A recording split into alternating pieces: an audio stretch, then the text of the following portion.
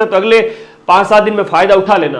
राजस्थान की हिस्ट्री की बात करें तो सभ्यताओं के क्वेश्चन आएंगे, कॉमन क्वेश्चन आए थे, सामान्य क्वेश्चन आते हैं, डरने की कोई बात नहीं है। कल तुम्हारे पेपर है, डरने की बिल्कुल कोई बात है ही नहीं। देखो मेरे भाई, एक प्रश्न ये सीईटी स्नातक में पूछा गया था, है ना, ये वाला प्रश्न पूछा गया था सीईटी स्नातक के अंदर। सीईटी स्नातक के अंदर जो पहली पारी के अंदर एक क्वेश्चन पूछा गया था, वो का वो ट्रेंड लगातार रिपीट हुआ था अगले कई दिनों तक, मतलब कि अगले कई पारियों के अंदर। ठीक है, तो ये आपको थोड़ा सा ध्यान रखना है कि बालाथल की सभ्यता कहां है, वल्लभ नगर उदयपुर के अंदर। ये सभी बनास सभ्यता की स्थल है, ताम्रयुगीन है, बनास सभ्यता की स्थल है। किसके हैं? बनास सभ्यता स्थल हो जाते हैं बनास नदी के किनारे, और ये सभी ताम्रयुगीन है। कौन से हैं? ताम्रयुग के हैं ये तीन, याद रखना। कालीबंगा की बात करें तो का से कालीबंगा, का से कांस्य, का से कालीबंगा, का से कांस्य, ओ है थाको माको सबको काका, काका काका याद रहेगा सभी को। का से कालीबंगा, का से कांस्य, कांस्य युगीन सभ्यता कालीबंगा। अच्छा, बैराट की सभ्यता, आ बैल मुझे मार, आ बैल मुझे मार, ल से बैराट है लोह युगीन, लोह युगीन सभ्यता है आपकी बैराट की, जो वर्तमान में कोटपुतली बहरोड जिले में है। लेकिन नया जीके तुमसे नहीं पूछा जाएगा, तुमसे सिर्फ इतना पूछा जाएगा कि ये जयपुर के अंदर है। मौर्यों के अवशेष मिले हैं, बौद्ध के अवशेष मिले हैं, बौद्ध धर्म के, और महाभारत युग के अवशेष मिले हैं। मेरे सभी बच्चे बस इतना याद रखना, ठीक है।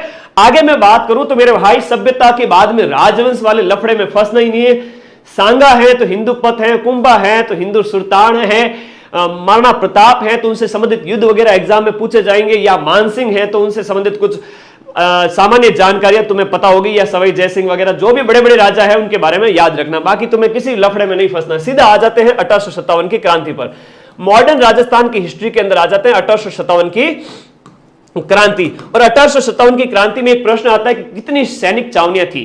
1857 की क्रांति के अंदर कितनी सैनिक छावनियां थी, है ना। यह सीधा सीधा क्वेश्चन आता है कि नसीराबाद, नीमच, देवली, ब्यावर, एरिनपुरा, खैरवाड़ा।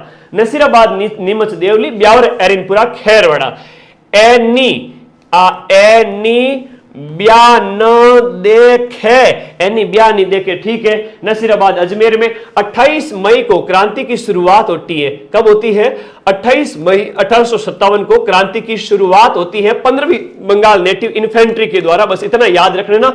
नीमच का मुख्यालय ग्वालियर में, एरिनपुरा का पाली में, देवली टोंक, ब्यावर अजमेर, खैरवाड़ा उदयपुर। चल मेरी डोल की डमाक डम, किसका झिंटिया किसका तम। ये एक प्रश्न पूछा जाता है मेरे भाई एग्जाम में कि पॉलिटिकल एजेंट कौन था। संबंधित राज्यों के अंदर पॉलिटिकल एजेंट हुआ करता था, और उनके ऊपर है वो एजेंट टू गवर्नर जनरल, यानी कि जॉर्ज पैट्रिक लॉरेंस हुआ करता था। कौन हुआ करता था? जॉर्ज पैट्रिक लॉरेंस हुआ करता था। सीधी सी बात तुम्हें याद रखनी है। और फिर एक गवर्नर जनरल हुआ करता था, जो कि उस समय 1857 के टाइम में कैनिंग हुआ करता था, कैनिंग। और उसके बाद प्रांतों के अंदर एजीजी थे। तो भाई मेवाड़ में शॉवर्स था, मारवाड़ में मैक मॉसन था, जयपुर में ईडन, कोटा में बटन, कोट के बटन, सिरोही का हॉल, सिर में ठोलो पड़े जो हॉल हो जाओ, मारवाड़ी में कहवा जो, अजमेर में डिक्सन, भरतपुर को मॉरिसन, और रॉक है वो प्रतापगढ़ को। एक क्वेश्चन ये आता है कि राजा कौन थे संबंधित रियासतों के अंदर। तो जोधपुर का तखत सिंह, भरतपुर का जसवंत सिंह, उदयपुर का, देखो जोधपुर वाला याद रखना, उदयपुर वाला स्वरूप सिंह याद रखना, जयपुर का राम सिंह सेकंड, और इसके साथ साथ आपके पूछे जाते हैं बीकानेर का सरदार सिंह है, और जो अंग्रेजों के पक्ष में राजस्थान से बाहर जाकर लड़ा था। ये सभी तुम्हें याद रखने हैं, ठीक है। चल मेरी डोल की डमाक डम, अगले क्वेश्चन ये आ जाते हैं सीधा का सीधा एकीकरण पर। ये यहां पर अगर क्लियर नहीं दिखे तो थोड़ा सा जीव को दैण मत करना, थोड़ा सा धैर्य रखना। राजस्थान का जो एकीकरण है ये पीडीएफ सीधी की सीधी तुम्हारा भाई अभी टेलीग्राम में डाल देगा, तो तुम लोग है ना आराम से पीडीएफ को झूम कर करके देख लेना। लेकिन फिलहाल थोड़ी देर के लिए अपने इस बड़े भाई का साथ देंगे सभी मेरे भाई, ठीक है। तो यहां पर एकीकरण का जो पहला चरण है, मैं इस पीडीएफ को खराब नहीं करूंगा ना, नहीं तो क्या गुरुजी थे इतना यूं लिख दो, मैंने ठाई को नहीं पड़े, कोई बात नहीं भाई, मैं लिखूं को नहीं, ठीक है। तो आप पीडीएफ देख लीजिए। एकीकरण का पहला चरण है जो 18 मार्च मत्स्य संघ, दूसरा 25 मार्च, तीसरा 18 अप्रैल। तो ये मत्स्य संघ है, पूर्व राजस्थान संघ है, फिर संयुक्त राजस्थान, फिर सीधा 1949 के अंदर। देखो ये 1949 की बात हो रही है, ये 1948 के 3 चरण हैं, है ना, ये याद रखना। 1948 थोड़ा सा मेरे साथ साथ रिवीजन करना, अभी तो मजा आएगा। इंडिया की ज्योग्राफी, इंडिया की पॉलिटी आएगी, सब बहुत चीजें लेके आया हूं मेरे दिमाग में ना। मां सरस्वती, पता नहीं मैं खुद आश्चर्यचकित हो जाता हूं कभी कभी, मेरे अंदर ऐसे आइडिया आते कहां से हैं बच्चों के लिए ऐसे आइडिया कहां से आते हैं। क्योंकि तुम लोग सब्सक्राइब करके रखते हो यार, है ना, इस वजह से बड़ा प्रेम है कि लाखों बच्चों का प्यार है। तो मां सरस्वती आशीर्वाद देती है, मेरे यूं माथे पर हाथ रखती है कि बेटा ये पढ़ा दे, तेरे लाखों बच्चों का भविष्य बन जाएगा। खैर 1948 के अंदर 3 चरण, 49 के अंदर जो आपका वृहद राजस्थान और संयुक्त वृहद राजस्थान, फिर आपका राजस्थान संघ है, और फिर आपका आधुनिक राजस्थान 1 नवंबर 1956। अब इसमें कौन कौन सी चीज जो रियासतें मिली थी वो सब कुछ लिखा हुआ है। मैं पीडीएफ टेलीग्राम पे डालूंगा। अभी क्या है कि मैं तुम्हारा ज्यादा समय खराब नहीं करूंगा, कल तुम्हारा पेपर है ना, तो फटाफट पीडीएफ टेलीग्राम पे दे दूंगा। अब इस समय में मुख्यमंत्री या प्रधानमंत्री कौन थे, राज प्रमुख किसे बनाया गया था, और विशेष विवरण यहां पर जैसे उद्घाटन वीएन गॉडगिल ने किया था, नामकरण के मुंशी ने किया था, किसका, मत्स्य संघ का। अब तुम लोग कमेंट बॉक्स में बताओ कि ये मजा आ रहा है तुम लोगों को, इतनी बढ़िया चीजें तुम्हें उपलब्ध करा रहा हूं, मजा आ रहा है कि नहीं आ रहा है, सच बता देना कि ऐसा कंटेंट कहीं मिलता हो तो बताओ। यूनिक क्वेश्चन लेके आ गया हूं, पूरी रात आप बैठ करके जागरण करेंगे, वो वाली बात थोड़ी, तो थोड़ी कंटेंट की बात होती है तब मजा आता है। तो ये थोड़ा सा प्लीज एक बार देख लेना, ये मैं टेलीग्राम पर जस्ट शेयर कर रहा हूं। राजस्थान के कल्चर के अंदर कुछ नहीं, स्थापत्य कला पर थोड़ा सा फोकस कर लेना। स्थापत्य कला की हम बात करें तो दुर्ग वगैरह, महल वगैरह ज्यादा पूछे जाएंगे ना। दुर्ग में सब कुछ चीजें आ जाती है, महल बावड़ियां सब इसमें आ जाते हैं। इसके साथ साथ एक धार्मिक पक्ष है राजस्थान का, और ये प्रश्न पूछे जाएंगे जिसमें आपका लोक देवी देवता संत संप्रदाय के क्वेश्चन आएंगे, सामान्य से क्वेश्चन आएंगे। खूब अभ्यास कराया हुआ है, 12 घंटे की क्लास है, देखी हुई है, कोई दिक्कत नहीं। राजस्थान की ज्योग्राफी की तरफ चलते हैं मेरे भाई। राजस्थान की ज्योग्राफी में पहला ही टॉपिक आता है भौतिक प्रदेश, पहला ही टॉपिक आता है राजस्थान के भौतिक प्रदेश के संबंध में। तुम्हारे भाई ने दिमाग ऐसा लगाया कि सीधा मैप से पढ़ाऊंगा मेरे बच्चों को, कल एग्जाम में मुझे आशीर्वाद दो, नीले स्थान घणो आशीर्वाद, ठीक है। था सगला साथियों ने, सब लाखों बच्चे जो इस चैनल से जुड़े हुए, सब्सक्राइब किए हुए, उनके प्रति मेरा प्यार बरस रहा है। बस तुम लोग जाओ, मां सरस्वती तुम्हारे साथ है। भौतिक प्रदेश में बात करें तो इधर यहां पर हम बात करें तो ये पूरा आपका रेगिस्तानी प्रदेश है। इसमें भी ये अर्ध शुष्क है और ये शुष्क है और ये अर्ध शुष्क है। ये वाला प्रदेश है वो क्या है बेटा, शुष्क है, और ये वाला क्या है, अर्ध शुष्क प्रदेश हो जाता है। ये अरावली प्रदेश दूसरा हो जाता है, तीसरा मैदान हो जाता है, और चौथा जो आपके हैं वह आपके हाड़ौती प्रदेश है। इसको थोड़ा सा अगर ध्यान से देखो तो शुष्क प्रदेश है, और अर्ध शुष्क जो भाग है ना ये वाला, इस अर्ध शुष्क को 4 भागों में बांटा गया है। बच्चे क्या है कि पोती पढ़ पढ़ जग मुआ, पोती पढ़ पढ़ जग मुआ, गुरुजी याद ही को नहीं, वे काई करा। बेटा सिंपल चीजें पहले दिमाग में बिठाओ, कम से कम कंसेप्ट तो क्लियर करो, बाकी चीजें स्वतः ही अपने आप याद हो जाएगी, ठीक है। बहुत आसान है। लूणी बेसिन है, नागौरी उच्च भूमि है, शेखावाटी प्रदेश है और घग्गर बेसिन है। ये किसके पार्ट है, अर्ध शुष्क प्रदेश के भाग है। और अधिकांश प्रश्न 100 में से 50 से 60 प्रश्न, 100 में से 50 से 60% पेपर है वो सरल लेवल का ही होता है। सीईटी में चिंता ही मत करो, 50% से ज्यादा सरल ही आएगा, सीधे सीधे क्वेश्चन आएंगे। फिर ये आपका कौन सा है, अरावली पर्वतीय प्रदेश है जो ये आपके यहां पर है। फिर आपके हाड़ौती क्षेत्र हो जाता है। अब ये थोड़ा सा जिलों के अनुसार भी मैंने एक मैप लगा दिया है, कौन कौन से जिले इसमें आते हैं, ये तुम लोग अच्छे से पढ़ लेना। अब एक प्रश्न नदियों का आता है जो तुम्हें बड़ा कंफ्यूज करता है। तुम लोग बड़े यूं कंफ्यूज होते हो कि गुरुजी कौन सी नदी कहां बहती है, हमें को नहीं पता चलता है कहां क्या चीज है। कोई बात नहीं, यहां पर बात कही है मैंने बंगाल की खाड़ी वाली नदियां, राजस्थान में बहने वाली वे नदियां जो बंगाल की खाड़ी के अंदर गिरती है। तो बंगाल की खाड़ी में बनास है, चंबल है और बाणगंगा की सहायक नदियां। अरब सागर यानी कि जो आपका इधर गुजरात की तरफ तो लूणी, माही और साबरमती है। अंत प्रवाहित जो राजस्थान के अंदर ही गायब हो जाती है वो साबी, कांतली, कांकणी है, रूपारेल है, मेंढा है, रूपनगढ़ है। ये कई नदियां हैं जो मैंने तुम्हें आज दिन में भी बताई थी। ये थोड़ा सा भाई मैप है, अब मैं इस मैप को 2 टुकड़े नहीं कर सकता था और इस वजह से ये राजस्थान के खनिज है ना, ये भाई खनिज है, पढ़ लीजिए, ठीक है। खनिज सीधो सीधो क्वेश्चन आवेला एग्जाम में, और खनिज में कुछ नहीं है, बस जो इंपोर्टेंट खाने हैं ना वो तुम थोड़ा सा याद कर लेना। जो मोस्ट इंपोर्टेंट जो खान है एग्जाम पॉइंट ऑफ व्यू से, उसके ऊपर ध्यान देना। Choose the best lose the rest वाली बात कहूंगा। जैसे यहां पर हम बात करें जो ये बहुत इंपॉर्टेंट है, जैसे घोटारू, डांडेवाला, गमने वाला, मनियारी टिब्बा, ये जैसलमेर के अंदर गैस, प्राकृतिक गैस से संबंधित है। तनोट, बागे वाला और सादे वाला ये जो खनिज तेल है, और पीला ग्रेनाइट कहां, जैसलमेर में, बस इतना याद कर लेना। उधर हम बात करें तो ये आपका बीकानेर क्षेत्र से संबंधित है, आपके लिग्नाइट, पलाना, बरसिंगसर वगैरह, ये आपके इस क्षेत्र से संबंधित हो गया। अच्छा, इधर हम बात करें झुंझुनू की तो आपका ये डाबला सिंगाना हो गया, खेतड़ी सिंगाना हो गया। लो एक्स में देखो ये आपका मोरिजा बनोला जो क्षेत्र है ये आपका कहां पर स्थित है, ये जयपुर क्षेत्र के अंदर। नीमला रायसेला ये दौसा के अंदर स्थित है। और इसके साथ साथ ये बहुत इंपॉर्टेंट है, रामपुरा आगुचा जो सीसा जस्ता की खान है वो भीलवाड़ा में स्थित है ना, ऐसे याद करो। और तो क्या बताऊं तुम्हें, है ना। ये देखो मांडव की पाल फेल्सपार ये डूंगरपुर का फेमस है, ये प्रश्न कई बार एग्जाम में पूछा जाता है।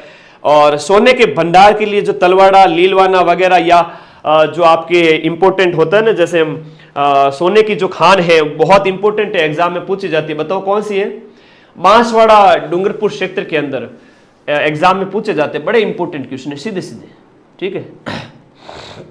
हाँ सर आपने तो पेपर आउट कर दिया बेटा लीगल तरीके से, ठीक है, हर एग्जाम के अंदर प्रूफ देता हूं, ठीक है। तो सीधी सीधी बात है, कल इसमें से एक प्रश्न पक्का है, एक प्रश्न पक्का हर पारी के अंदर पूछा जाएगा, एक से ज्यादा ही पूछे जाएंगे, चिंता ही मत करो। ये थोड़े से तुम्हें याद रखने हैं, ठीक है, ओके। गोल्ड की खान बांस और जगपुरा भूकिया, जगतपुरा भूकिया, ये सब बांसवाड़ा में याद रखिएगा। इसके साथ साथ है ना, जैसे बांसवाड़ा में बात करें जगपुरा भूकिया, जगपुरा भूकिया यहां पर लिखा हुआ नहीं है, ये थोड़ा सा याद करना, ये गोल्ड से संबंधित है, वेरी वेरी इंपॉर्टेंट। चल मेरी डोल की टमाक की टम। राजस्थान पॉलिटी के अंदर क्या है कि वैसे तो कई सारी चीजें हैं, लेकिन जो इंपॉर्टेंट चीज है वो एक आयोग वाला प्रश्न है, वो बार बार बच्चों को परेशान करता है, एग्जाम में पूछा ही जाता है। संबंधित आयोग की स्थापना कब हुई ये तुमसे पूछा जाएगा। आयोग में बात करूं तो राज्य महिला आयोग की स्थापना 1999 में हुई थी, कांता खतूरिया पहली हेड थी इसकी। राज्य मानवाधिकार आयोग, सीधा सीधा प्रश्न आएगा, राज्य मानवाधिकार आयोग के संबंधित जो प्रश्न है वह 2000 में स्थापना हुई।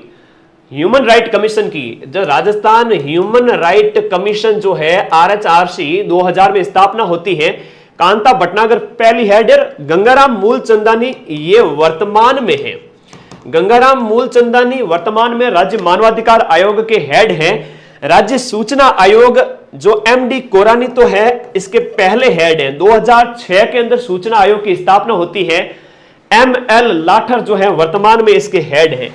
ML लाठर है वो इसके क्या है, वर्तमान में सूचना आयोग के हेड है। कब स्थापना हुई बस डेट याद कर लेना थोड़ी, इतना मैं तुम्हारी हेल्प तुम्हारा भाई। 1 घंटे में क्या होता है ना, कहते हैं ना 2 मिनट में क्या होता है, 2 मिनट में मैगी बनती है, वैसे टाइप से तो 1 घंटे में वो चीजें बता सकता हूं जो एग्जाम में कल आएगी तुम्हारे। बस हमेशा तुम्हारे प्रति प्यार है, इस वजह से क्या है कि वो क्लास में तुम्हारे लिए लगा देता हूं कि बेटा ये आएगी, और आएंगे प्रश्न, तुम कल खुद कहोगे, कमेंट करोगे कि देखो सर आपने बताया और क्वेश्चन आए। राजस्थान में लोकायुक्त की स्थापना है वो 1973 में होती है। पहले लोकायुक्त थे वो ID दुआ थे, ये क्वेश्चन भी पूछा जाता है। वर्तमान PK लोरा है जो कि आपके 13वें हैं जो वर्तमान में है। राज्य वित्त आयोग 1994 में स्थापित होता है। KK गोयल इसके पहले हेड थे, KK गोयल है वो इसके फर्स्ट थे, और वर्तमान में जो इसके हेड है उनका नाम हो जाता है प्रद्युम्न सिंह, याद रखिएगा। राज्य निर्वाचन आयोग 1994 में स्थापित होता है, और अमर सिंह राठौड़ इसके पहले हेड थे। बहुत इंपॉर्टेंट क्वेश्चन है, अमर सिंह राठौड़ इसके पहले हेड हुआ करते थे। मधुकर गुप्ता इसके वर्तमान निर्वाचन आयुक्त है राजस्थान के, ये क्वेश्चन एग्जाम में पूछा गया था CET स्नातक के अंदर। निर्वाचन आयुक्त है वर्तमान में राजस्थान के अंदर। एक नवीन नियुक्ति हुई है मुख्य निर्वाचन अधिकारी के रूप में, मुख्य निर्वाचन अधिकारी और मुख्य निर्वाचन जो आपके ऑफिसर है, और यहां पर याद रखिएगा मुख्य निर्वाचन जो ऑफिसर है वो नवीन महाजन है। अब आ जाते हैं राजस्थान की पॉलिटी के बाद सीधा इंडिया पॉलिटी पर, बड़ा मजा आएगा, देख लेना।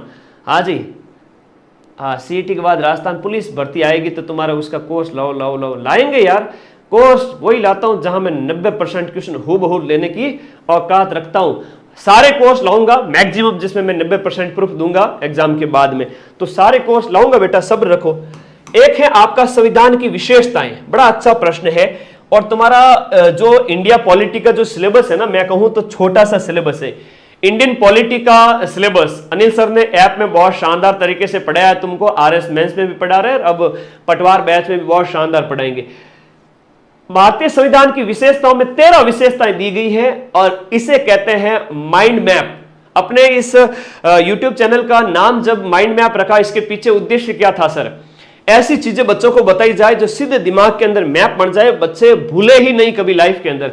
यहां पर 1 2 3 4 5 6 7 8 9 10 11 12 13 ऐसे पढ़ोगे तो लोकप्रिय प्रभुसत्ता पर आधारित संविधान है, प्रस्तावना है, विश्व का सबसे बड़ा संविधान है, लिखित और निर्मित संविधान, संपूर्ण प्रभुत्व संपन्न लोकतंत्रात्मक गणराज्य, संसदीय व्यवस्था, मौलिक अधिकार, मौलिक कर्तव्य, नीति निर्देशक तत्व, समाजवादी राज्य, पंथ निरपेक्ष राज्य। और यह बहुत अच्छी विशेषता है, कठोर और लचीलापन भारतीय संविधान की एक बहुत बड़ी विशेषता है। और सीधा सीधा क्वेश्चन कल तुम्हारे पेपर के अंदर तुम्हें देखने को मिलेगा, है ना, याद रखिएगा। आपातकालीन उपबंध 352, 356, 360 अनुच्छेद और शांतिपूर्ण सह अस्तित्व और विश्व भ्रातृत्व का लक्ष्य। पहले हम किसी को छेड़ेंगे नहीं, और हमें किसी ने अगर छेड़ा तो उसकी हम बैंड बजा देंगे, जैसे हम पाकिस्तान वालों की बजा देते हैं, ठीक है, घर में घुस के, वो वाली बात है। तो ये भारतीय संविधान की विशेषता है। मतलब इस बात पे सभी बच्चे जो नए हैं वो चैनल को सब्सक्राइब कर लेना, वीडियो को लाइक जरूर करना कि देखो सर इतना शॉर्ट कंटेंट आपने हमें दे दिया, अभी तो रुको। ये भारतीय संविधान की प्रकृति भी मेरे लाडलों के सिलेबस में है। अरे क्यों डरते हो? मैं हमेशा कहता हूं ऐप में डिटेल में पढ़ो, 4 महीने, 5 महीने, 6 महीने मेरे साथ, और लास्ट टाइम में पूरे राजस्थान में सबसे ज्यादा पढ़ाऊंगा और सबसे ज्यादा क्वेश्चन भी मिला के दिखाऊंगा। हमेशा कहता हूं, है ना, हमेशा कहता हूं। यूं नहीं कि बड़ी कोई कोचिंग देखी, अरे वो लोग जो है बड़ी बड़ी कोचिंग है तो पैसे कमा के कब के गोड़ हो गए, ठीक है। हमेशा कहता हूं, भटकना नहीं है कभी भी। भारतीय संविधान की विशेषता के अंदर संघात्मक लक्षण भी भारतीय संविधान में है और एकात्मक लक्षण भी भारतीय संविधान में है।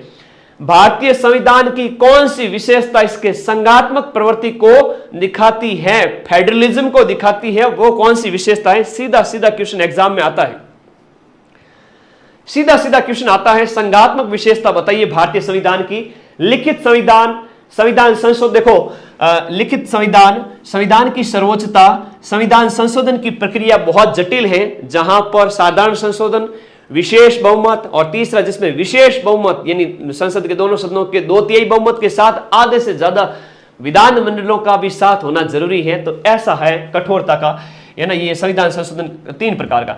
संघ और राज्यों के बीच में शक्तियों का बंटवारा, स्वतंत्र न्यायपालिका, हमारी जुडिशरी है वो आजाद है अपने आप में, है ना, जज किसी की भी बैंड बजा देते हैं, तुमने वीडियो देखे होंगे ना। हाँ, एकात्मक लक्षण क्या है भारतीय संविधान के अंदर? सीधा सीधा क्वेश्चन तुमसे पूछा जाएगा और तुम लोग ये बताना कि राज्य के अंदर जो केंद्र के द्वारा जो राज्यपालों की नियुक्ति होती है ना, जो राज्यपाल है वो केंद्र के नुमाइंदे होते हैं जो राज्यों में बैठे रहते हैं, सांस की तरह, है ना, न खाऊंगा न खाने दूंगा, उस टाइप वाली बात है।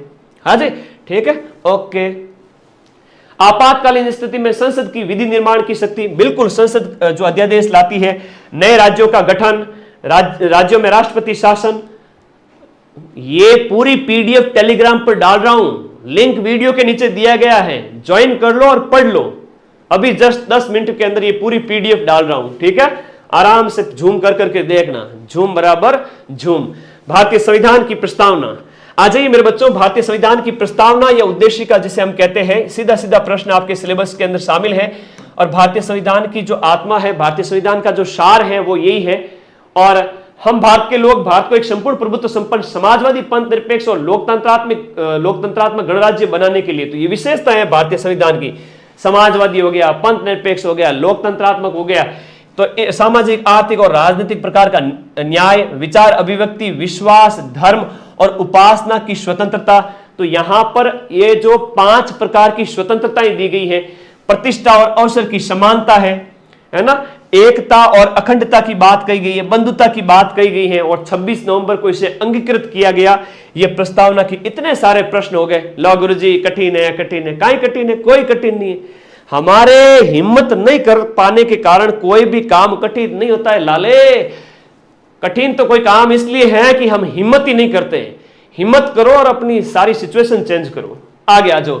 मूल अधिकार, सीधी सीधी बात है, तुम्हारे सिलेबस में शामिल है। तुम्हारा भाई सिर्फ 2 मिनट में तुम्हें वो क्वेश्चन बता देगा जो कल पेपर में आएंगे, और लेवल ग्रेजुएशन से लो रहने वाला है, टफ नहीं रहेगा। फिर से कह रहा हूं, डरना नहीं है। बैठो एग्जाम में, एकाग्रता को अभ्यास करके आना 3 घंटे। मूल अधिकार कहां से लिए गए? सबसे पहला पॉइंट जो मूल अधिकार है वो कहां से लिए गए? सीधा सीधा पॉइंट जो सबसे पहले आता है, मूल अधिकार कहां से लिए गए? अमेरिका से लिए गए हैं, सीधी सी बात है। और ये व्यक्ति को जन्म से ही प्राप्त होते हैं, यानी मानव होने के नाते आपके कुछ राइट हैं, अधिकार हैं, फंडामेंटल राइट्स है। ये भारतीय संविधान के द्वारा भारत के हर एक नागरिक को और कुछ कुछ विदेशी नागरिकों को भी अधिकार दिए गए हैं। स्थायी प्रतिबंध संसद के द्वारा, अस्थायी निलंबन राष्ट्रपति जी के द्वारा। 20 और 21 किसी भी सूरत में आपका कहते हैं निलंबन नहीं होगा, जो आपका जीवन का अधिकार है 21 के अंदर। अनुच्छेद 21 के अंदर किसका अधिकार है? आपका जीवन की स्वतंत्रता जो है वह इसमें शामिल है। 6 प्रकार के मूल अधिकार हैं और संपत्ति का अधिकार 44वें संविधान संशोधन के द्वारा 1978 के अंदर 44वां संविधान संशोधन अधिनियम 1978 के अंदर आपका हटा दिया गया मूल अधिकारों की श्रेणी में, और इसको अब 300 का जो आपका अनुच्छेद है उसमें शामिल कर दिया गया है। यह आपको यहां पर याद रखना है। अब कौन कौन से मूल अधिकार हैं कल वाले पेपर के अंदर, और 2 पारी जो होगी 6 लाख मेरे भाई बहन कल पेपर में बैठने वाले हैं। सीधा सीधा प्रश्न आएगा कि समानता का अधिकार अनुच्छेद 14, 15, 16, 17 और 18 डिटेल में पहले वाली क्लास में करवा चुका हूं। स्वतंत्रता का अधिकार अनुच्छेद 19, 20, 21 और 22 में 4 प्रकार के जो अनुच्छेद हैं वो स्वतंत्रता से संबंधित है। शोषण के विरुद्ध अधिकार, आपका कोई शोषण नहीं कर सकता। विशेष रूप से बात करें बाल श्रम निषेध यहां पर इसमें किया गया है। धर्म को मानने और अबाध रूप से आगे जो है उसको मानने की जो आपके यहां पर आपको राइट दिए गए हैं वो 25, 26, 27, 28 के अंदर है। और संस्कृति और शिक्षा संबंधी अधिकार जो विशेष रूप से माइनॉरिटी वर्ग वगैरह उनके लिए ये 29 और 30 के अंदर ये क्वेश्चन एग्जाम में तुम्हारे पूछा जाएगा। यहां पर बहुत इंपॉर्टेंट है संवैधानिक उपचारों का अधिकार अनुच्छेद 32, जिसके तहत अगर आपको फंडामेंटल राइट नहीं मिलते हैं तो आप कहां जाओगे? सुप्रीम कोर्ट में जाओगे, बोलोगे चाचा जी हमें अधिकार नहीं मिल रहे। सुप्रीम कोर्ट लगाएगा फटकार और सरकार को वो अधिकार देने पड़ेंगे। ठीक है, okay okay okay, thank you. Like कर दो भाई क्लास को फटाफट। ये वो पॉइंट है जो सीधे सीधे एग्जाम में पूछे जाते हैं, हमेशा पूछे जाते हैं। वह यह है कि यूनाइटेड किंगडम से हमने क्या अपनाया है। यूनाइटेड किंगडम से हमने संसदीय सरकार यानी ब्रिटेन से जो हमने अपनाया है वह आपसे प्रश्न एग्जाम में बार बार पूछे जाते हैं। ब्रिटेन से हमने क्या अपनाया है? संसदीय सरकार जो इंडिया के अंदर है वो हमने ब्रिटेन से अपनाई है। विधि का शासन, एकल नागरिकता। अमेरिका से हमने जो मूल अधिकार वगैरह है ना, अधिकारों का विधेयक है, मूल अधिकार है, न्यायिक समीक्षा हो गई, स्वतंत्र न्यायपालिका हो गई, मूल अधिकार हो गए, ये अमेरिका से अपनाए हैं। ये हर एग्जाम में क्वेश्चन पूछे जाते हैं। कल वाली पेपर के अंदर अगर मुझे पूरा विश्वास है कि 6 पारियों में ये क्वेश्चन भी पूछा जाएगा कि आयरलैंड से हमने क्या अपनाए हैं। नीति निदेशक तत्व जो अनुच्छेद 36 से लेकर 51 तक है, नीति निदेशक तत्व अनुच्छेद 36 से लेकर के अनुच्छेद 51 तक है ना, अनुच्छेद 36 से लेकर 51 तक जो आपके नीति निर्देशक तत्व है। और इधर हमने बात की थी किसकी लाला? हमने इधर बात की थी अनुच्छेद आपके मूल अधिकार जो है आपके अनुच्छेद 14 से लेकर के, हाँ वैसे तो 12 से, लेकिन 14 से लेकर आपके 35 तक, 14 से 35 तक आपके मूल अधिकार है। और इधर आपके 36 से लेकर 51 तक आपके नीति निर्देशक तत्व है। मजा आया ना? ऐसी क्लास देखा करो जिसमें टेंशन फ्री हो जाओ, है ना। एक चैनल सब्सक्राइब करके रखो और बाकी लफड़ाई भूल जाओ, बढ़िया तैयारी करो। कभी तुम्हें निराश नहीं करूंगा, हमेशा तुम्हारे साथ रहूंगा, ये मैं शपथ लेता हूं। ठीक है, तो तुम्हारा भाई हमेशा तुम्हारे साथ है। ऑस्ट्रेलिया से क्या लिया है? जैसे समवर्ती सूची है और ये प्रस्तावना की शब्दावली वगैरह होगी, ये सब चीजें। फ्रांस से हमने फ्रांस की क्रांति से प्रभावित होकर के स्वतंत्रता, समानता और बंधुत्व जो हमने हमारी प्रस्तावना के अंदर शामिल किए हैं, ये हमने कहां से लिए हैं? ये हमने सब फ्रांस की क्रांति से प्रभावित होकर लिए। कनाडा से हमने अर्धसंघीय सरकार वगैरह हो गया। सोवियत संघ से मौलिक कर्तव्य, यहां पर यह भी अच्छा प्रश्न है। भाग 4 के अंदर, भाग 4 के अंदर आपके भाग 4 क के अंदर अभी बताऊंगा मैं, अनुच्छेद 51(1) है जिसमें 11 मौलिक कर्तव्य शामिल हैं। कल वाले पेपर के अंदर पूछे जाएंगे। विमर गणराज्य से आपातकालीन प्रावधान, संविधान संशोधन हमने कहां से लिया है? कॉन्स्टिट्यूशनल अमेंडमेंट हमने अफ्रीका से लिया है। ये आज जो भारत के संविधान के अंदर जो मूल कर्तव्य है, अनुच्छेद कौन सा है बेटा? सीधी सी बात याद कर लेना, हमेशा लाइफ का एक फॉर्मूला रखना, choose the best lose the rest, choose the best lose the rest. Best चीज है उसको पढ़ लो, बेस्ट कोई कंटेंट है उसको देख लो, यूट्यूब चैनल वगैरह, बाकी सबको छोड़ दो। जिंदगी में बेस्ट लोग रखो अपने आसपास, बाकी सभी यार दोस्तों को, रिश्तेदारों को छोड़ दीजिए, बहुत सुख पाओगे। अनुच्छेद 51 क के अंदर और संविधान के भाग 4 क के अंदर आपके क्या शामिल है? मूल कर्तव्य। यानी कि हमें राइट तो हर बंदे को चाहिए कि गुरुजी मैंने अधिकार दे दो, समानता का अधिकार है मेरे को, लेकिन बेटा तेरे कर्तव्य भी हैं। तो अगर कर्तव्यों का पालन करेगा तो ही तुझे अधिकार मिलेंगे। तो लोकतंत्रात्मक राज्य के अंदर आपको टोटल 11 कर्तव्य हो जाते हैं, जिसमें संविधान का पालन करना है, स्वतंत्रता के लिए हमारे राष्ट्रीय आदर्श को प्रेरित करने वालों को हृदय में संजो के रखना है, भारत की प्रभुत्ता वगैरह, ये सब तुम पढ़ लेना। मैं टेलीग्राम पे अभी डाल रहा हूं। एक पंचायती राज वाला जो टॉपिक है वो बहुत इंपॉर्टेंट है। पंचायती राज, ये सीधा सीधा प्रश्न एग्जाम में पूछा जाता है और पंचायती राज व्यवस्था से संबंधित प्रावधान तुम्हारे एग्जाम में पूछे जाते हैं। मैंने सारे पॉइंट यहां पर, मैंने इंटरनेट देवता का ज्यादा सहारा लिया। जो कंटेंट जिस भी भाई ने इंटरनेट पे अपलोड किया था, मैंने वो सारी चीजें तुम्हें एकदम ऑथेंटिक उपलब्ध कराई है।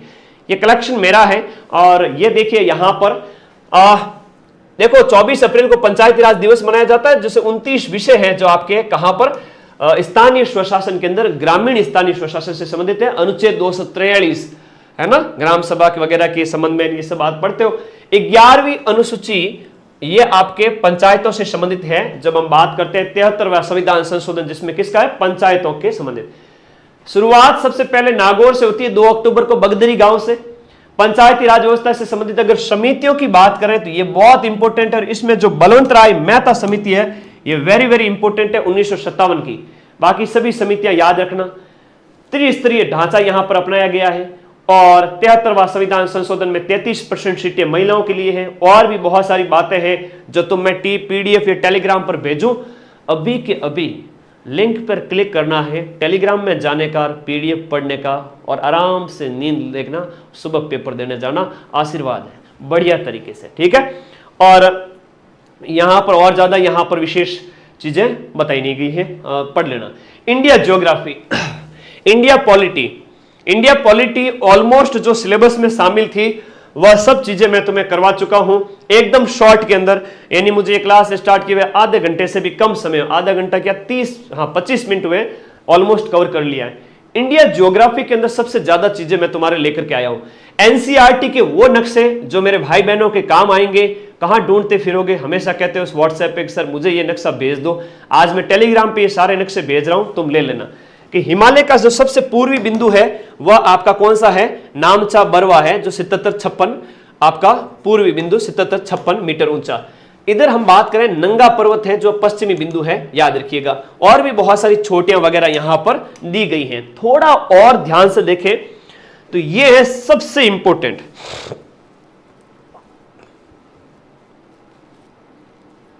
ये सबसे इंपॉर्टेंट मैप है। इसको अगर मैं झूम करके दिखाऊं तुम्हें तो तुम्हें बहुत मजा आएगा कि सर एक एक चीज हमें क्लियर है। कल जो तुम्हारा पेपर होगा उसमें यहां से संबंधित पक्का प्रश्न पूछा जाएगा। जैसे हम बात करें नदी तंत्र की तो सिंधु की सहायक नदियां ये रही, गंगा की सहायक नदियां आपके गंगा, घाघरा, ये गंडक, कोसी, सोन मैदान से मिलती है। अच्छा, एक प्रश्न पूछा जाएगा भारत का रूर प्रदेश जो खनिजों से संपन्न है, झारखंड वगैरह के अंदर यहां पर फैला हुआ छोटा नागपुर का पठार। गारो खासी जयंतिया की पहाड़ियां कहां पर है, मेघालय के अंदर है, ठीक है। ब्रह्मपुत्र नदी ये आपकी हो गई है ना। अभी नदियों वाली चीजें अभी तो और आनी बाकी है। विंध्याचल और सतपुड़ा के बीच में कौन सी नदी, तापी और नर्मदा, ये इनकी बीच में से मतलब भ्रंश घाटी से होके बहती है। महादेव की पहाड़ियां, मैकाल की पहाड़ियां सब मध्य भारत के अंदर है। इधर आपके क्रम देखो तो महानदी है, गोदावरी है, कृष्णा है और कावेरी है। उत्तर से दक्षिण की ओर प्रायद्वीपीय भारत की नदियों का क्रम भी एग्जाम में पूछा जाता है। और इधर हम बात करें दक्षिणी भारत की जो चोटियों के अंदर नीलगिरी की जो पहाड़ियां हैं मेरे भाई, नीलगिरी की जो पहाड़ियां हैं वो तमिलनाडु, केरल, तमिलनाडु और इधर कर्नाटक, इनकी सीमा में स्थित है। अन्नामलाई जो भारत की सबसे दक्षिणतम पहाड़ी है, पर्वत श्रेणी है। अनई मुड्डी 2695 मीटर इसकी सबसे ऊंची चोटी है। यह प्रश्न हो गया तुम्हारे क्लियर। ये NCERT का नक्शा है, अभी मैं टेलीग्राम पे भेज दूंगा, है ना, तुम लोग देख लेना। और क्वेश्चन तो सीधा सीधा इसी से आना है, इसी से आना है, आया जाएगा कहां पर, ठीक है। अब ये कोई पहला एग्जाम तो है नहीं, मुझे डर नहीं लगता एग्जाम से, है ना। ये तो मेरे जिंदगी के अंदर मैं जो पढ़ाता हूं तो ये सैकड़ों वाला पेपर है, जैसे 200-300 पेपर हो चुके हैं, हर बार मेरा तो यही काम है। तो बहुत आसान चीजें हैं, ठीक है, ये सारी चीजें। अब देखो दर्रे एक एग्जाम में पूछे जाते हैं ना। जम्मू कश्मीर के अंदर जोजिला, पीर पंजाल, काराकोरम, बनिहाल, बुर्जिल दर्रा, ये हो गया। इधर हम बात करें तो ये शिप किला हो गया, रोहतांग दर्रा पूछा जाता है। सीईटी स्नातक के अंदर भी पूछा गया था आपका नाथुला दर्रा कहां पर स्थित है, पूछा गया था, जो कि आपके सिक्किम के अंदर स्थित है। कहां पर स्थित है? सिक्किम के अंदर स्थित है जो जिला, ये नाथुला दर्रा जो भारत चीन के बीच में है। बोमडिला, यांग्याप और दिफू दर्रा अरुणाचल प्रदेश में है। बोमडिला, यांग्याप और दिफू दर्रा है जो अरुणाचल प्रदेश में है। तुजू दर्रा है जो मणिपुर में है, और नीति दर्रा, लिपुलेख, माना ये उत्तराखंड के अंदर है। बाकी ठालघाट, भोरघाट, पालघाट ये भी कई बार एग्जाम में आते हैं। पालघाट दर्रा केरल के अंदर है। पालघाट दर्रा ये आपके कहां पर स्थित है? ये केरल और तमिलनाडु के बीच में, तो ये आपको याद रखना है, केरल के अंदर स्थित है यहां पर। बाकी थालघाट और भोरघाट है तो वो महाराष्ट्र के अंदर है। यहां पर कौन सा है? थालघाट, और एक आपका भोरघाट, ये महाराष्ट्र के अंदर स्थित है। ठीक है भाई। अब ये बहुत बढ़िया चीज है, ये जो मैप है एनसीईआरटी का, ये यहां से भारत की नदियों का प्रश्न पूछा जाएगा, तुम लोग तैयार रहना। जैसे सीईटी स्नातक में पूछा गया था वैसे के वैसी चीजें यहां पर तुम्हें पूछी जाएगी, याद रखना मेरे भाई। सीधी सीधी बात है, मैं आपको थोड़ा झूम कर लेता हूं ताकि तुम लोगों को दिक्कत नहीं हो। यहां देखिएगा सिंधु की सहायक नदियां, और इधर जो गोविंद सागर जलाशय जो हिमाचल प्रदेश के अंदर स्थित है, ये आपकी एक कृत्रिम जलाशय हो जाता है। फिर आपकी नदियों के अंदर हम बात करें तो ये वैसे तो मैंने बता दी थी, है ना, अलग से है नहीं, अलग से नहीं, कोई देखने की जरूरत नहीं है। वैसे एक अलग से एक मैप है, उसको देखते हैं ना, उसमें एक रंगीन मैप है, वो थोड़ा सा दिखा देता हूं, है ना, उसमें सारी झीलें वगैरह क्लियर हुए। आ जाइए। भारत के प्रमुख बांध, है ना, भारत के प्रमुख बांध तुम्हारे सिलेबस में है, और बांध से सीधा सीधा प्रश्न पूछा जाएगा। जैसे हम बात करें बांध के अंदर जो इंपॉर्टेंट बांध है, choose the best lose the rest. बाखड़ा नांगल बांध, ये पोंग बांध, ये आपके कहां पर है? हिमाचल प्रदेश के अंदर है। जैसे हम बात करें हीराकुंड बांध की, ये कहां पर है? ओडिशा के अंदर महानदी पर स्थित है। ओडिशा के अंदर महानदी पर है। कौन सी नदी? महानदी। मयूराक्षी बांध वेस्ट बंगाल के अंदर है। नागार्जुन सागर बांध कहां पर है? ये तेलंगाना के अंदर है। सोमशिला यहां पर हो गया आंध्र प्रदेश में। इडुक्की बांध ये बहुत इंपॉर्टेंट है, केरल के अंदर स्थित है। और सरदार सरोवर ये गुजरात के अंदर हो गया। इंदिरा सागर बांध, गांधी सागर एमपी के अंदर। राजस्थान में आपका जवाहर सागर, राणा प्रताप सागर, ये तो हम पढ़ते ही हैं, ठीक है, कोई अलग से बात है नहीं। इधर भारत की प्रमुख झीलें जो सिलेबस में शामिल हैं, और सीधा सीधा क्वेश्चन पूछा जाएगा कौन सी झील है तुम्हारे किस जिले में, किस स्टेट में स्थित है। तो ये कश्मीर वाली जो वुलर और डल झील तो एग्जाम में पूछी जाती है। राजस्थान वाली तुम्हें सब आती है। महाराष्ट्र की एक क्रेटर झील है जो ज्वालामुखी से बनी है, वो है लोनार झील।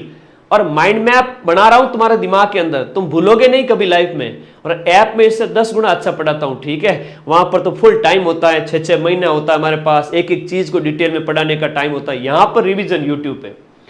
लोकटक झील आपके मणिपुर के अंदर है, जहां पर डांसिंग हिरण बहुत फेमस है। आपकी 7 ताल है उत्तराखंड में। चिल्का झील आपकी ओडिशा के अंदर है, खारे पानी की सबसे बड़ी झील। कोलेरू झील आपके आंध्र प्रदेश के अंदर है। पुलिकट झील भी आंध्र प्रदेश में है। अष्टमुड्डी और वेम्बनाड झीलें ये कहां पर है? ये केरल के अंदर स्थित है। ये बहुत बढ़िया बढ़िया क्वेश्चन है, लो जी, सीधे सीधे प्रश्न है। और मेरे पीछे अगर आप मैप को अच्छे से देख पा रहे हो तो ये देखो मैप, और ये है नंबर 1 मैप। एकदम सारी चीजें मेरे भाई बहनों के लिए सीधी सीधी सामने पड़ी है, सारी चीजें सामने पड़ी है। बस थोड़ा सा ध्यान दोगे तो समझ पाओगे। थोड़ा सा और एक मैप मुझे अच्छा सा मिल गया था तो मैंने इसको भी यूज किया यहां पर। जैसे जम्मू कश्मीर की शेषनाग, अनंतनाग, नागिन, वुल्लर झील है, लोनार हो गई। महाराष्ट्र के अंदर एक पवई हो गई। हुसैन सागर जलाशय कहां पर है? ये कई बार परीक्षा के अंदर पूछा जाता है। जैसे हम बात करें तो ये हुसैन सागर वाला है आपका तेलंगाना के अंदर। कोलेरू हो गई, पुलिकट हो गई, पुलिकट कई बार पूछी जाती है ना। चिल्का, लोकटक, खैर सारी हो चुकी है। आगे आ जाइए। हिमालय नदी तंत्र 100% छपेगा, 100% पूछा जाएगा। हिमालय नदी तंत्र के अंदर 3 नदियां हैं और उनकी सहायक नदियां हैं। क्वेश्चन बार बार आएगा, हर पारी के अंदर आएगा, सीधा सीधा क्वेश्चन, ध्यान रखना। सिंधु नदी तंत्र की हम बात करें तो सिंधु और उसकी सहायक नदियां, सिंधु की 5 सहायक नदियां हैं जिसमें झेलम, चिनाब, रावी, व्यास, सतलज। झेलम, चिनाब, रावी, व्यास, सतलज ये सिंधु की है। गंगा नदी तंत्र के अंदर गंगा, यमुना, रामगंगा, घाघरा, गंडक, बूढ़ी गंडक, बागमती, कोसी, चंबल, काली सिंध, बेतवा, ये सब गंगा की क्या है? सहायक नदियां हैं। वैसे तो ये डायरेक्ट सहायक, कुछ डायरेक्ट सहायक है, कुछ डायरेक्ट सहायक नहीं है। ये क्वेश्चन भी एग्जाम में बार बार पूछा जाता है, जिसमें आपका बराक होगी, सुबनसिरी हो गई और आपकी लोहित हो गई, एक नदी जिसका नाम है लोहित नदी है। ये भी आपकी ब्रह्मपुत्र की सहायक है। ब्रह्मपुत्र तिब्बत, भारत, बांग्लादेश 3 स्थानों से बहती है। यारलुंग सांगपो इसका नाम है। क्या नाम है इसका? यारलुंग सांगपो। यारलुंग सांगपो इसको कहते हैं तिब्बत के अंदर, जहां से ये निकलती है। इसका एक उपनाम हमें मिलता है, याद रखिएगा। सहायक नदियों वाला क्वेश्चन एग्जाम में आएगा मेरे भाई, आएगा। आगे बढ़े। ओके, गंगा नदी तंत्र है तो सीधी सी बात है, तो आपका सोन नदी ऐसे आती है, बेतवा ऐसे, चंबल के अंदर आपकी जो अन्य मतलब बात करें यमुना की सहायक है, चंबल, बेतवा, फिर ये आगे जाके गंगा में मिलती है। ये सब मैंने आपको यहां पर बता दी है, ठीक है। और एक बार फिर से भारत की नदियों के बारे में बताया गया, जहां पर हिमालय नदियां बताई गई है, और हिमालय नदियों के अंदर आपके हिमालय नदियां हैं, और इसके साथ साथ गंगा नदी, गंगा और ब्रह्मपुत्र इन सब की सहायक नदी है। प्रायद्वीपीय भारत की नदियों को थोड़ा सा देख लेना, इसके बारे में अभी हमने बात नहीं की है। प्रायद्वीपीय भारत की नदियों में महानदी, गोदावरी, स्वर्णरेखा वगैरह ये हो गई। थोड़ा सा नाम से भी हो जाए तो एक बार के लिए तो कम से कम कंसेप्ट क्लियर हो जाए। अब भाई 1 घंटे के अंदर पूरा सिलेबस का सार बताना अपने आप में काफी टिपिकल काम होता है। 3 घंटे लगे तब ये पूरा कंटेंट एक जगह आया है, मेहनत काफी लगी है, ठीक है। तो सब्सक्राइब करके रखना अपने इस चैनल को। गंगा की जो सहायक नदी है, सॉरी, गंगा जो भारत की सबसे लंबी नदी है वो 2525 किलोमीटर लंबी है।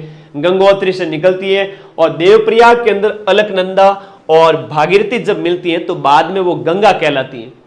देवप्रयाग के बाद में इसको गंगा कहते हैं। गंगा नदी की विशेषताएं हैं। गंगा नदी तंत्र भारत का सबसे बड़ा अपवाह तंत्र। ये एक शायद आप लोगों को दिखेगा नहीं, लेकिन तुम लोग है ना धैर्य बना के रखना थोड़ा सा। सीधा सीधा क्वेश्चन एग्जाम में पूछा जाएगा। टेलीग्राम पे ये पीडीएफ भेज रहा हूं, जूम करके अच्छे से देख लेना। ये चंदौली नेशनल पार्क दिख रहा है? हाँ गुरुजी दिख रहा है, चंदौली नेशनल पार्क। और चंदौली नेशनल पार्क तुम्हारे पूछा गया था, कब पूछा गया था पता है तुम्हें? सीईटी स्नातक के अंदर। सीईटी स्नातक के अंदर सीधा सीधा क्वेश्चन आया था। चंदौली नेशनल पार्क कौन से स्टेट में? महाराष्ट्र के। चंदौली हो गया, नवेगांव हो गया, पेंच हो गया। देखो चंदौली हो गया, नवेगांव हो गया, पेंच हो गया, संजय गांधी हो गया। गुजरात के अंदर गिर नेशनल पार्क है। दुधवा उत्तर प्रदेश के अंदर हो गया। फिर राजस्थान का हो गया। बिहार का वाल्मीकि नेशनल पार्क है ना। और बताऊं तुम्हें, अच्छा लद्दाख का हेमिस नेशनल पार्क है। और हिमाचल प्रदेश के अंदर कुछ पिन वैली इंपोर्टेंट है। कार्बेट नेशनल पार्क है, नंदा देवी नेशनल पार्क है, राजाजी नेशनल पार्क है, फूलों की घाटी है, उत्तराखंड की फेमस है। असम के अंदर मानस फेमस है, काजीरंगा फेमस है, राजीव गांधी याद रखना। और मणिपुर का कैबुल लामजाओ, जहां पर नाचते डांसिंग हिरण जहां के बहुत फेमस है। और बताऊं तुम्हें, और बता देता हूं, पश्चिम बंगाल के अंदर सुंदरबन नेशनल पार्क है। भितरकणिका और सिमलीपाल, जो तुम्हारे भाई ने रेड किए है ना, उसको तुम टेलीग्राम में अच्छे से देख लेना, ठीक है। और इंद्रावती है तो छत्तीसगढ़ के अंदर है। और भी बहुत सारे दिए गए। महात्मा गांधी समुद्र, ये अंडमान निकोबार के अंदर है। शेडल पीक हो गया, माउंट हैरियट हो गया, नाम है अलग अलग, ठीक है। मुकुर्ती हो गया, मुद्दुमलाई हो गया, ये सब ये तमिलनाडु के अंदर है। ये silent valley national park Kerala का है। अनाईमुडी है, और भी बहुत कुछ है, ठीक है। एमपी के अंदर आपका पेंच नेशनल पार्क है, बांधवगढ़ है, कान्हा है, पन्ना है, माधव है ना। कुनो नेशनल पार्क बहुत इंपॉर्टेंट है। कुनो नेशनल पार्क कहां पर है? मध्य प्रदेश में, जहां से नाइजीरियाई चीते लाए गए थे। अब बस एक मतलब 5 मिनट में सारे नेशनल पार्क करा दिए, अब और क्या करूं बताओ। एक और इंपॉर्टेंट चीज है करंट अफेयर्स नाम की अपने बात करें तो करंट अफेयर्स में पदाधिकारी जरूर याद रखना। राजस्थान के हैं चाहे इंडिया के, नए पदाधिकारियों की नियुक्ति जो हुई है वो मैंने तुम्हें बताया था, है ना। अलग से करंट अफेयर्स में 10 बार पढ़ा चुका हूं, तो टेंशन मत करना, ठीक है। ओके, ये देखो पैरालंपिक के अंदर भारत को 18वां स्थान मिला है और 29 पदक हमने जीते हैं। ओलंपिक के अंदर हमने 71वें स्थान को प्राप्त किया, 6 मेडल जीते हैं। 1 रजत मिला है नीरज चोपड़ा को और 5 कांस्य हमें मिले। और वैसे मैंने पीडीएफ इसकी डाल रखी है टेलीग्राम पर। ओलंपिक पैरालंपिक से एक प्रश्न पक्का है, मैं वो पीडीएफ अभी जस्ट एक बार वापस शेयर कर दूंगा। हाथ से लिखी हुई पीडीएफ है, टेंशन मत लेना। कंप्यूटर में क्या है, कंप्यूटर की पीढ़ियां जरूर पूछी जाती है, कौन सी पीढ़ी में किसका इस्तेमाल हुआ था। जैसे वैक्यूम ट्यूब का इस्तेमाल पहली पीढ़ी में हुआ, तीसरी पीढ़ी में आईसी चिप का इस्तेमाल हुआ। परम सर वाली पीढ़ी पढ़ लेना। इनपुट आउटपुट डिवाइस वाला थोड़ा ज्यादा ही पूछे जाते हैं। खैर, रीजनिंग वाले क्वेश्चन आराम से कर लेना, डरना मत। दिशा वाले, जैसे राम दक्षिण में गया, फिर लेफ्ट राइट मुड़ गया, फिर यूं मुड़ गया, यूं मुड़ गया, तो वो चीजें तुम कर लेना। इसकी काकी का, ताऊ का, लड़के का, लड़की तुम्हारे क्या लगेगी। नंबर सीरीज आगे कौन सा नंबर आएगा, थोड़े से वैसे तो रीजनिंग की क्लास लगी थी, तुम लोग अच्छे से अभ्यास कर ही लेना। हिंदी में रटने वाली जो चीजें है ना, जैसे विलोम शब्द हो गया, आपका विलोम हो गया, पर्याय हो गया, बहुत आसान आसान आते हैं ना। विलोम हो गया, पर्याय हो गया, ये युग्म हो गया, सिंपल सिंपल चीजें हैं, वो पढ़ लेना। ठीक है, बस इतना ही था। तुम्हारे भाई के द्वारा जो मेहनत की जा सकती थी वो मैंने की। इसकी पूरी पीडीएफ ये मैं टेलीग्राम पर भेज देता हूं, क्योंकि मुझे पर्सनली बताऊं ना तो मैं जितनी तुम्हारी हेल्प कर सकता हूं, जब तक समय है तब तक अच्छी क्लास लगा लेता हूं। एग्जाम हो जाता है उसके बाद कुछ नहीं कर सकते, तो जब तक हमारे पास टाइम होता है तब तक तुम्हारे लिए खूब क्लासेस लगाने की कोशिश करता हूं। ज़्यादा टाइम नहीं लगा, विद इन 45 मिनट्स मैंने तुम्हें सब चीज़ बता दी है। टेलीग्राम पे सारी चीज़ें मिल जाएगी। और हाँ, ये जरूरतमंद बच्चे जिन्होंने फायदा नहीं उठाया अभी तक उठा सकते हैं, बाद में इसकी अपनी प्राइस बढ़ जाएगी। तो बढ़िया एकदम सीटी दे के आ जाओ और फिर पढ़ो ऐप के अंदर। ये हिस्ट्री की सभ्यताएं, 1857 की क्रांति, एकीकरण पढ़ लेना, सीधे सीधे क्वेश्चन आएंगे। राजस्थान की ज्योग्राफी, भौतिक प्रदेश, नदियां, खनिज और जनगणना से थोड़े आएंगे, वो भी करवाया हुआ है। पॉलिटी के अंदर कुछ आयोग हैं, जैसे 1999 का कौन सा है, महिला आयोग है। RHRC कब का है, 2000 का है। 2006 का सूचना आयोग है। लोकायुक्त 73 का है। और वित्त आयोग 1994 का है। 1994 का निर्वाचन आयोग है। इंडिया पॉलिटी पर मैंने विशेष फोकस किया है। मुझे नहीं लगता 5 क्वेश्चन आएंगे तो 4 क्वेश्चन इसी क्लास में से मिल जाएंगे। अगर लेवल अच्छा रहा तो आराम से मिल जाएंगे, कंसेप्ट बेस अगर क्वेश्चन आए तो। भारतीय संविधान की विशेषताएं करवा दी, संविधान की प्रकृति कैसी है वो करवा दी, जो प्रेम्बल करवा दी, फंडामेंटल राइट करवा दिए।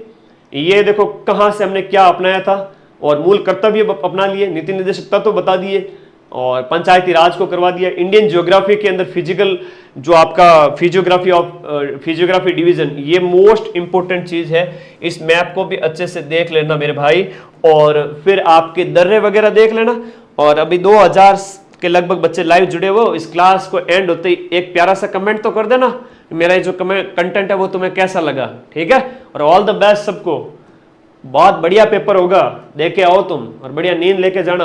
ये इंडिया के जो है बांध वगैरह इंपोर्टेंट है, झीलें वगैरह इंडिया की इंपोर्टेंट है ना। ये तुम्हारे भाई ने सब बहुत मेहनत के बाद ये इकट्ठा की है। ठीक है, नदियों वाला क्वेश्चन आएगा ही आएगा।